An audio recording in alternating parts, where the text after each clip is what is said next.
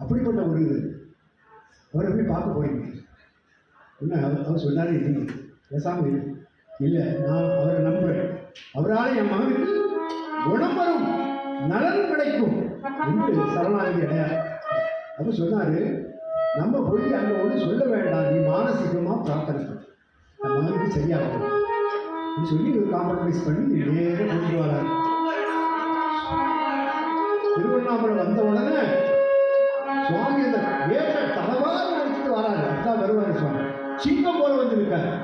அவருடைய மனைவியை கூப்பிட்டு, அம்மா நீ ஏர்போர்ட்டில் வச்சு ஃப்ளைட்டில் இருக்கும்போது என்ன சொன்னால் திஸ் பகர் நோஸ் அப்படிங்கிறார். சொல்லிட்டு அந்த அம்மாட்ட சொல்றாரு, the whole cosmic world is in my hand. அப்படிப்பட்ட பெருமான விட்டுட்டு வேற யாரையும் திரும்பாது.